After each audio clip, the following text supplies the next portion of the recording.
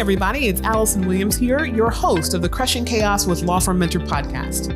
Law Firm Mentor is a business coaching service for solo and small law firm attorneys. We help you to grow your revenues, crush chaos in business, and make more money.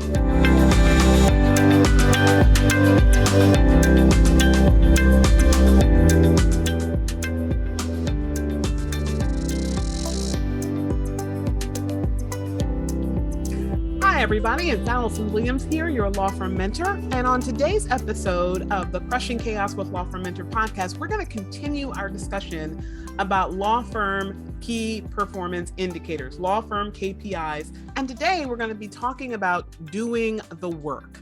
So in other words, what are the metrics that you need to master in order to ensure that your doing of the work, that you're actually moving a case from beginning to end, start to finish in your law firm, is as efficient, as productive, and as profitable as it should be.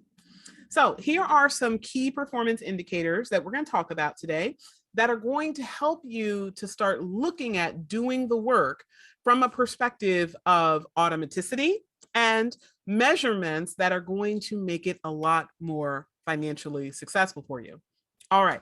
So the first one, we're going to be talking about different business models, right? There are lots of different types of ways that we do the work and ways that we pass along the expense for the work to our clients. But of course, what is probably the most prominent form, at least at this point in time, in the way that lawyers ultimately bill clients is the billable hour.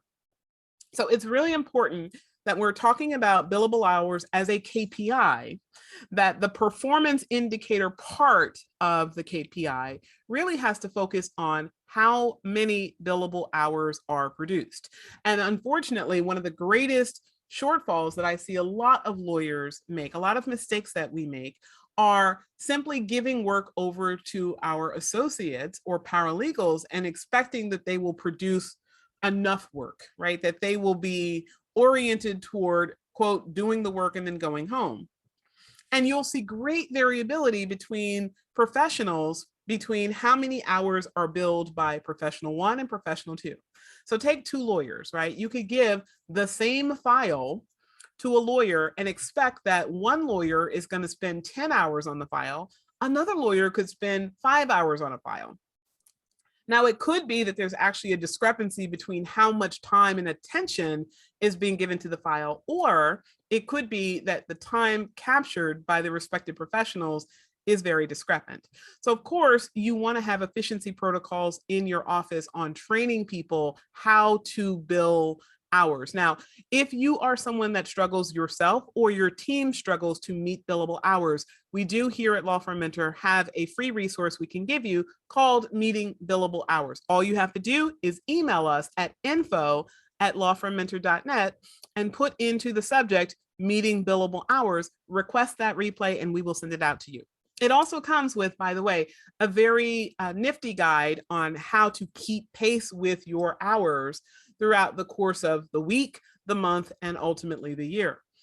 But where we are as owners falling short with billable hours is that we don't set a requirement for the number of billable hours that are expected, and we don't monitor it regularly.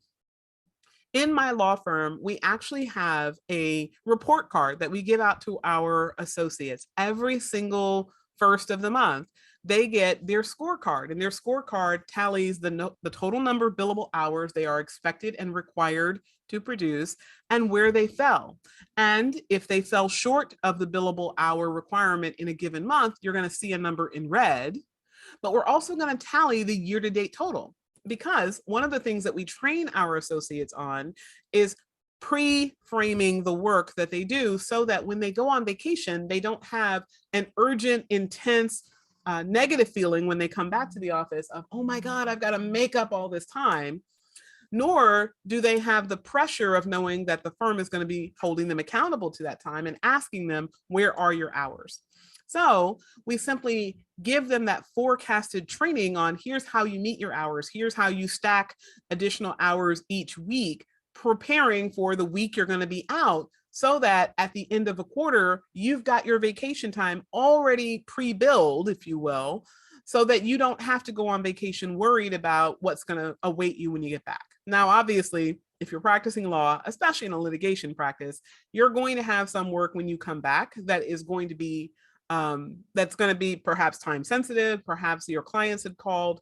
Some things may have been covered in your absence, some things not. So it's not that you're not going to have work when you come back, but you're not going to have productivity when you come back that's going to have to be on top of what you already have to do, right? So it alleviates the stress of going on vacation because, yes, you're going to come back to work, but you're not going to come back to work on top of work that you have to immediately get done.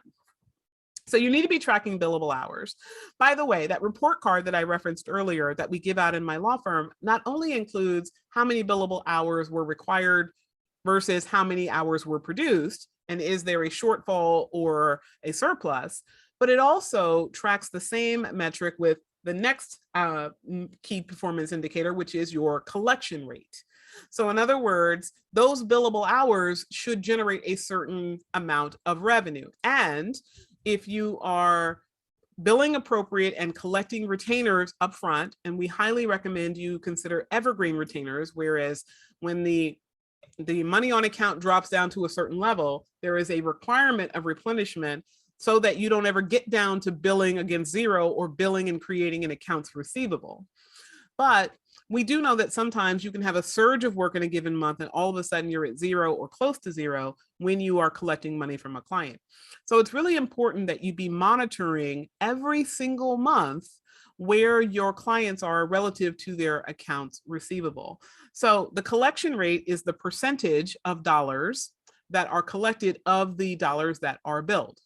So we know there is a phenomena. I don't want to call it a problem. I consider it a problem, but I don't want to forecast it as a problem.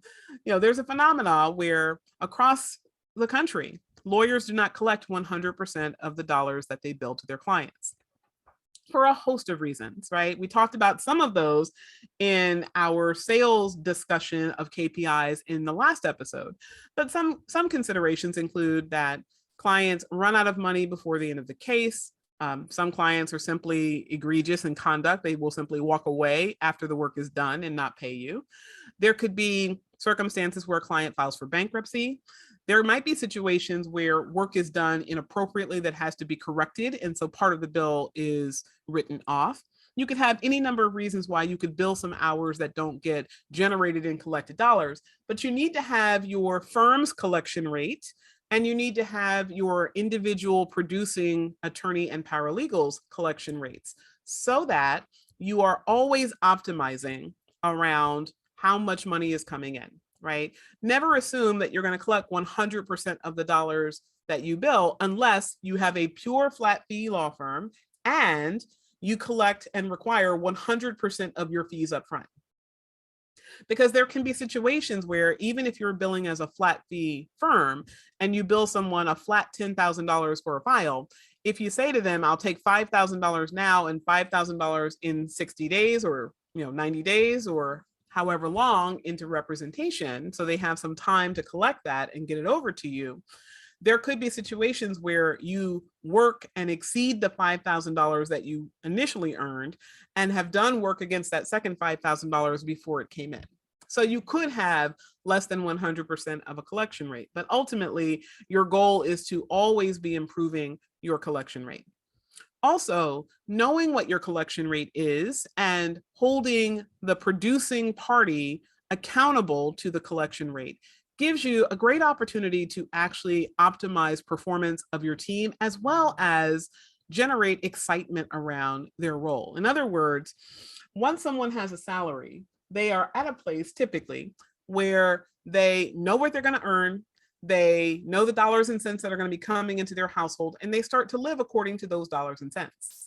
But what if you actually were able to incentivize people and reward them when they exceed the expectations for the firm? So if the firm has a collection rate of say 85% and a particular biller has a collection rate of 90%, that person ultimately could be rewarded for that excess collection rate, right? For dollars in excess of the firm's collection rate, because that person is ultimately contributing directly to your success. And if a person knows that, they're going to be now motivated if they are a money motivated person, right? Not everyone is. In fact, Statistically, most people are not, believe it or not. But if you have a lawyer that is money motivated or even is success motivated, right? You can say the way we define success is exceeding our collection rate. That person is going to have more of an incentive to drive up the collection rate, to collect more dollars for the firm if they're getting a piece of it and if they are rewarded based on driving up the collection rate.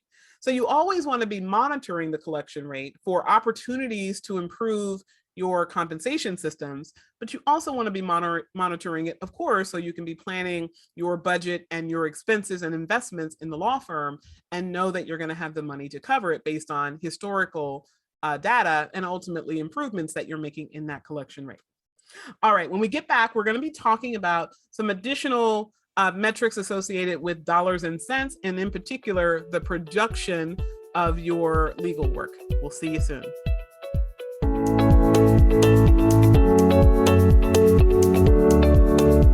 Sales. They're critical to your business, but many lawyers I know hate sales. Does this sound familiar? You book consults, give free legal advice, but then your potential client fails to close. This happens because you haven't learned how to effectively sell legal services. Once you've learned the Law Firm Mentor approach to legal sales, your potential is endless. My name is Lisa Knox. I am the owner of LM Knox Law and Mediation, based right here in sunny Tampa Bay, Florida. I think a lot of attorneys specifically, we forget that sales is a key part of running a successful law firm. We have to sell our clients. We have to sell our team as well. And we have to sell our referral basis and our referral sources. And so understanding how to do that and also building the confidence that attorneys proclaim to have, but that anyone at some point needs a refresher on. So that's the benefit. If you're ready to transform into a sales powerhouse, I invite you to sign up for our online course, Legal Sales for Lawyers and Non-Lawyers. Text SALES to 908-292-3524. Once again, that's 908-292-3524 to get pricing information and to start leveraging the power of psychology to connect with and attract new clients.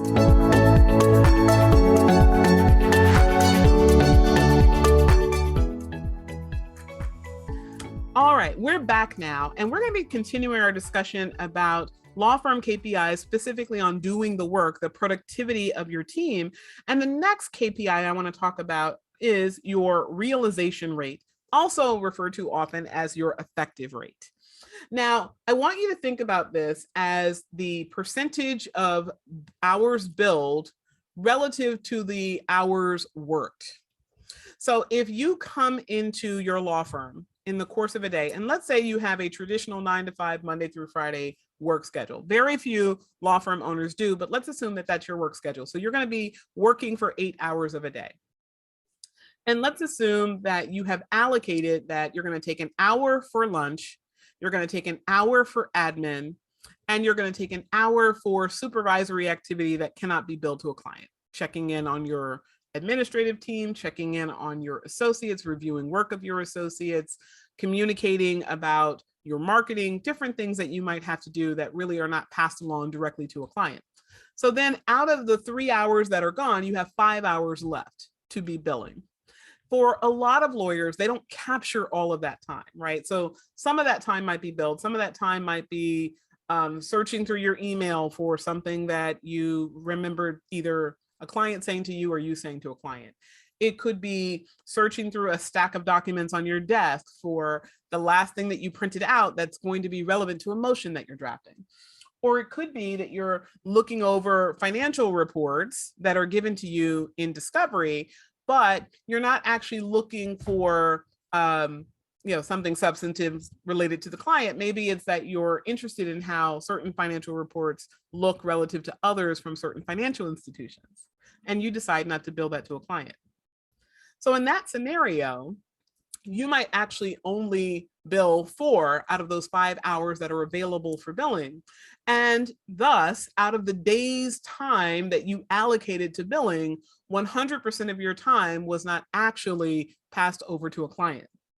Now, another way that your realization rate, the amount of your hours billed relative to the hours worked, could go down, could be if you actually did the work and did not choose to pass it along to a client. Now, that happens a lot, and oftentimes, sometimes we refer to those cases as low bono, right? Where someone is not pro bono, they're not working for free, but they are certainly not passing along all of what they could to their client. There are other times where you simply elect, because of the circumstances, not to pass along all of your time. Now, the challenge here is that depending on your money mindset, this is you, the billing attorney. So it could be you, the owner of the law firm, or it could be your associate, or it could be your paralegal.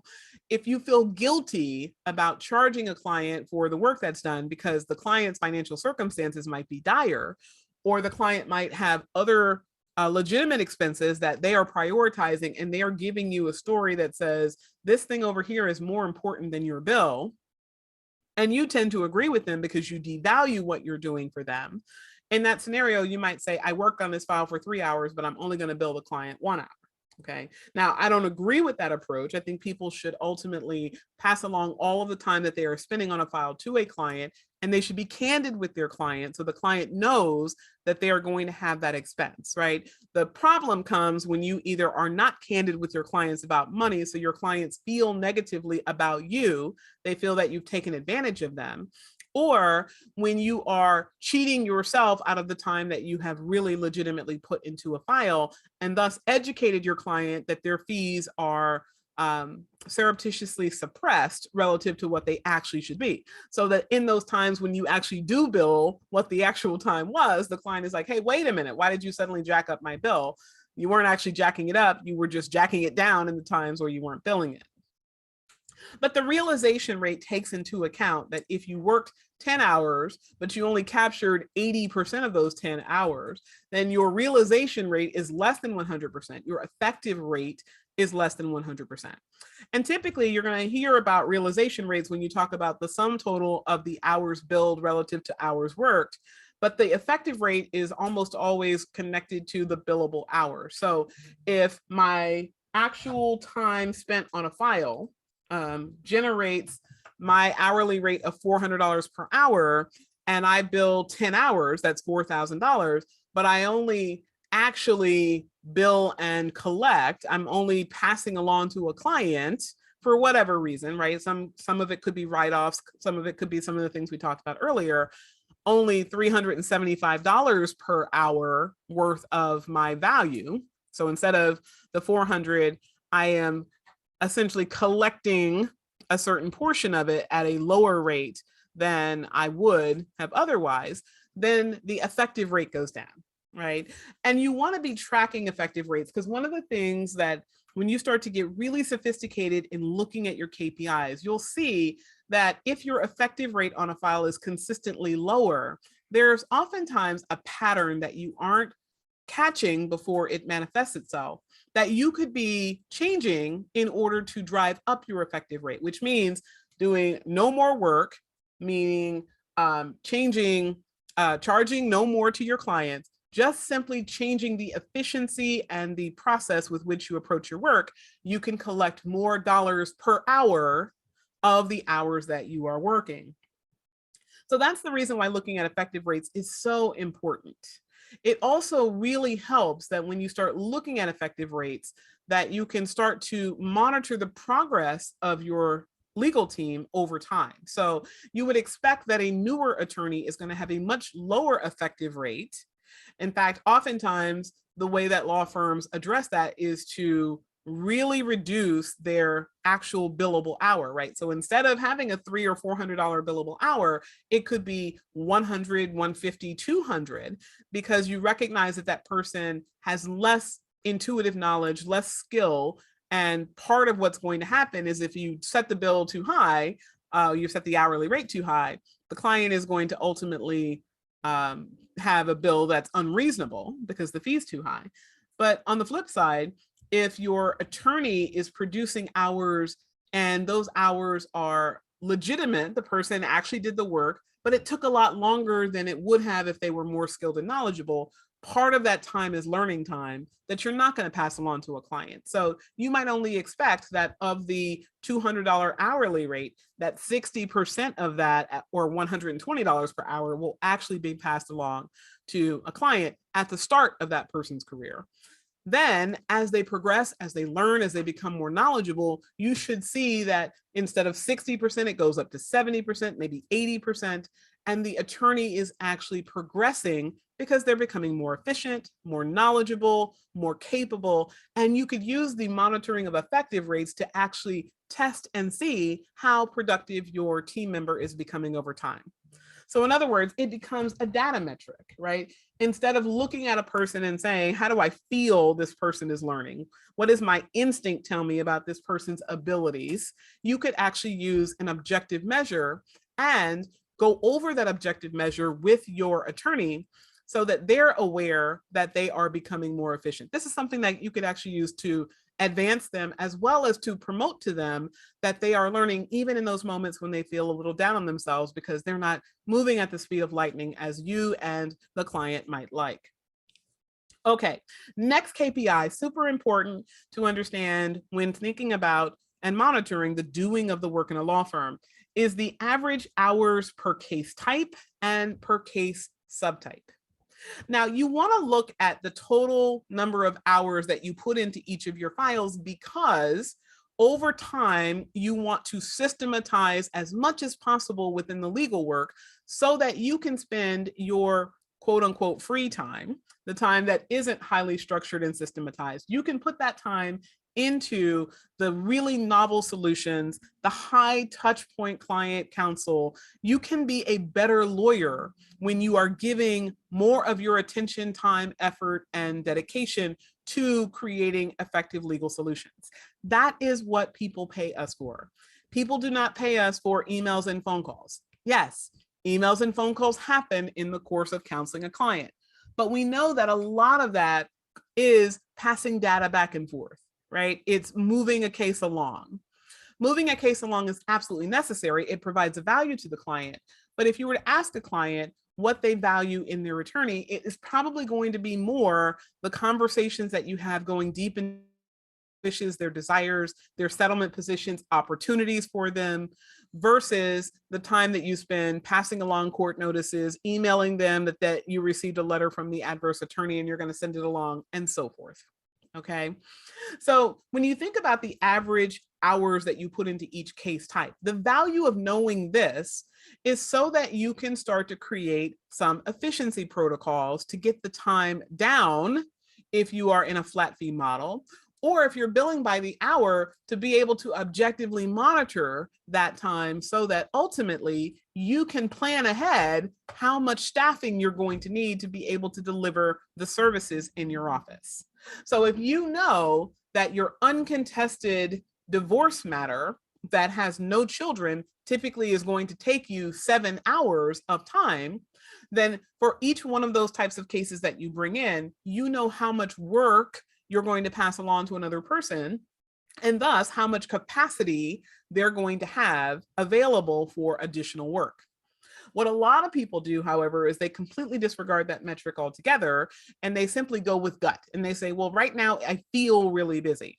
Sometimes feeling really busy is as a result of being really mentally disorganized and having a lot of thoughts running through your head and a lot of obligations that you don't have effectively managed on a calendar or a task management system or a CRM.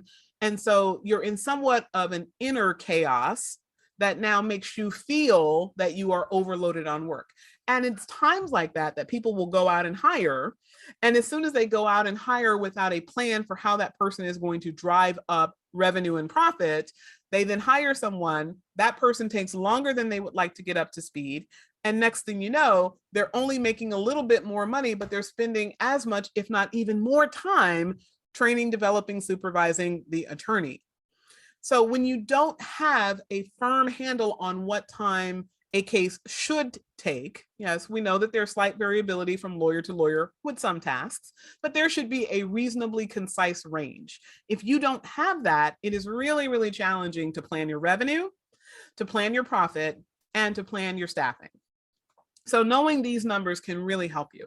Now, I also identify here that you should know the average hours per case subtype, because knowing that you have a breakdown of hours at a certain point for the subtype of a case, meaning not just the practice area, but the niches within your practice area, can give you greater ability to not just plan the work, but to allocate the work, right? So you don't give all of your high touch point, high time required cases to one person, but you divvy it up.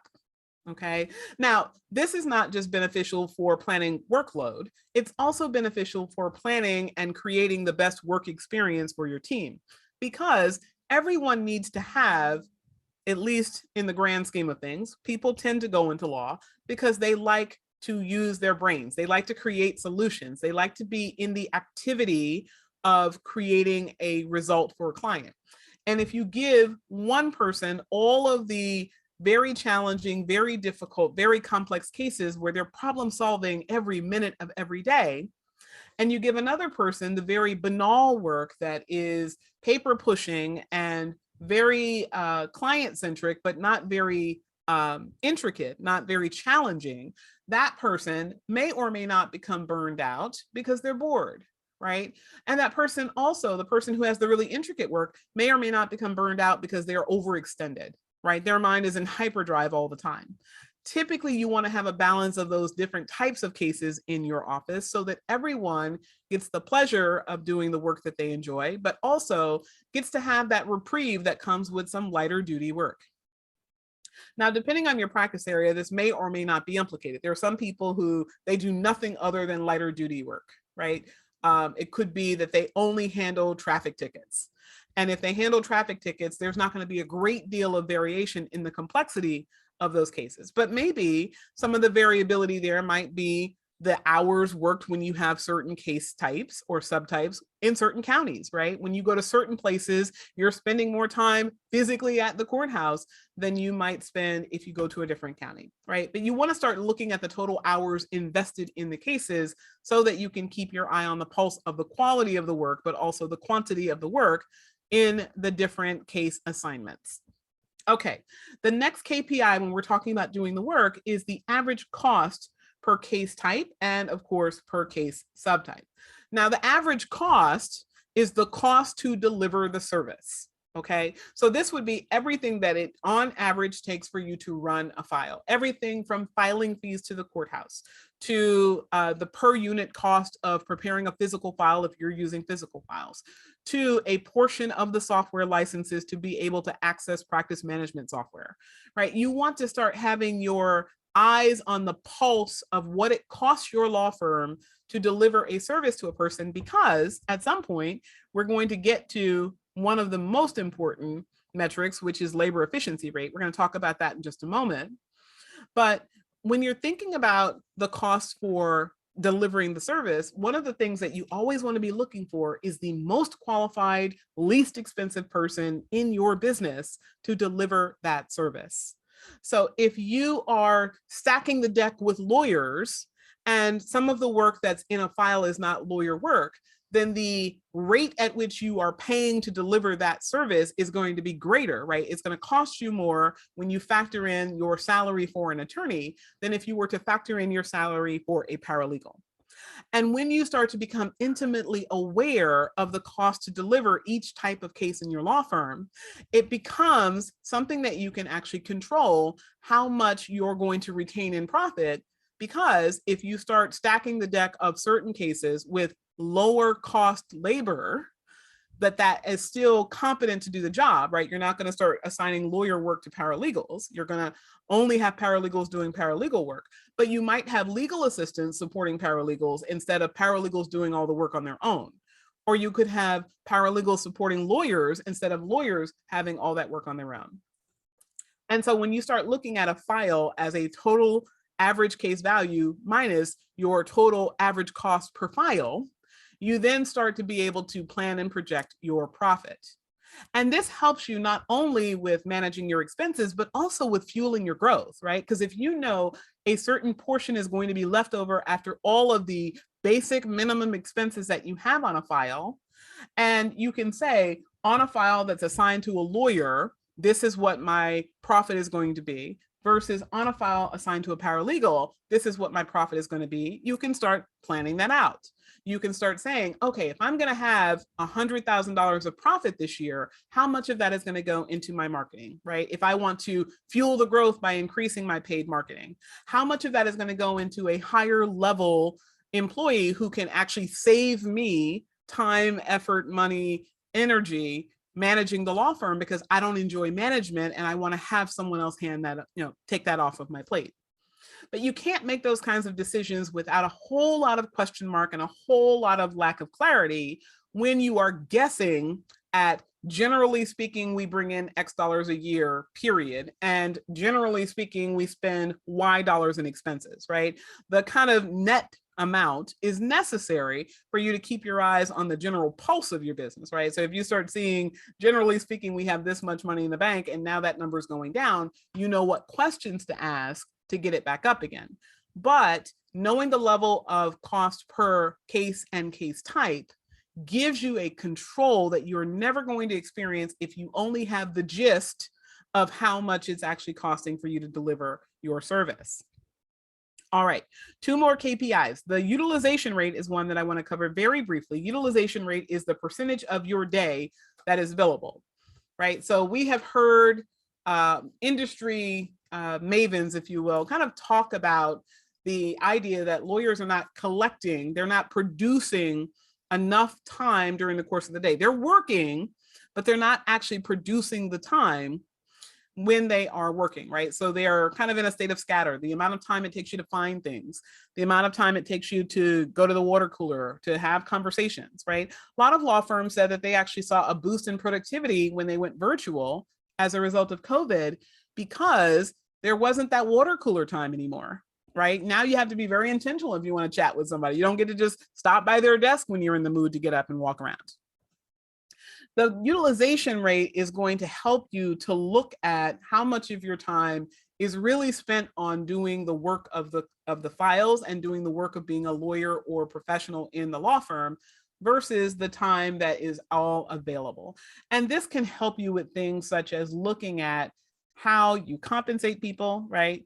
If you're finding that you have a really, really good crackerjack paralegal, but her utilization rate is really low because she's a chatty Cathy who walks around the office and doesn't do the actual work, or because she spends time engaging in ways that might be beneficial, right? She might be getting really friendly with the client, so that has a place, but it's not actually doing the work. Then you have something more than simply your gut feel, things that you've observed, anecdotal one-offs that you can talk to her about. And ultimately, you have a data-based approach that makes it a lot easier to hold people accountable to a standard. Now, the last KPI I want to talk about today is the labor efficiency rate.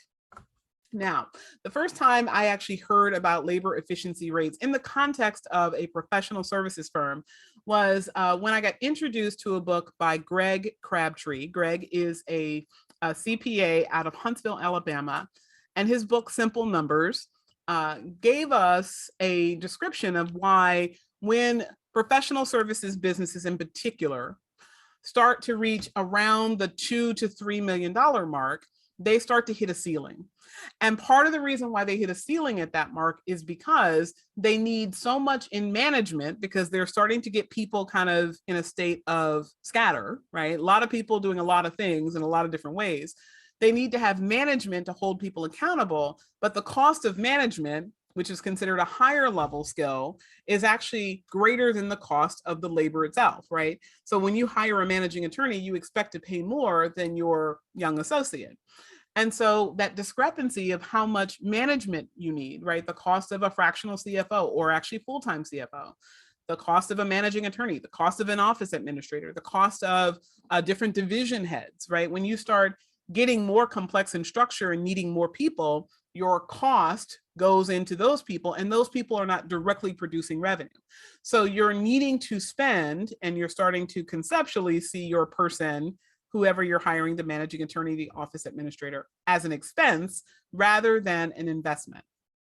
Now, it's not that they are actually an expense and not an investment. It's that you haven't figured out a way to monetize that particular investment. And so therefore your mind transmutes them into an expense. But the challenge, though, remains the same, which is that you're paying out of pocket for salary and benefits and all of the indicia of employment for someone who's not a direct driver of revenue. So your revenue does not go up, but your expenses do go up, and thus your profit goes down. And if you don't know how to effectively evaluate your labor efficiency rate, i.e., how much are we producing? Do we need to increase our billable hour requirement? Do we need to increase our effective rate and our utilization rate? Do we need to capture more of the time that we are producing in billable hours? If you're not looking at these metrics, then what ultimately ends up happening is that your labor becomes very inefficient and you don't have the resources to add the management that is going to fuel the revenue growth and the profit growth without cutting into the profit to pay the management resource. So that's one of the things that you really should be looking at. Now, if you're curious about how to actually calculate your labor efficiency rate, I would highly recommend referring you over to Greg Crabtree's book. It's a wonderful resource. I'm actually going to put a link to it in our show notes for today, but we're going to wrap up today talking about law firm KPIs. Now, today we covered part 2, which was about doing the work. Tomorrow, we're actually going to be talking about, or rather I should say on our next episode, we're actually going to be talking about inviting in the work. Now, this conversation can be triggering because some people hear that as finding a way to bill your clients. And that is absolutely not what we're talking about. But we are talking about finding a way to add more value to your clients in a way that benefits your clients so that you can actually produce more off of the work that is already available in your law firm. All right, everyone. I'm Allison Williams. You're listening to the Crushing Chaos with Law Firm Mentor podcast. I'll see you on the next show.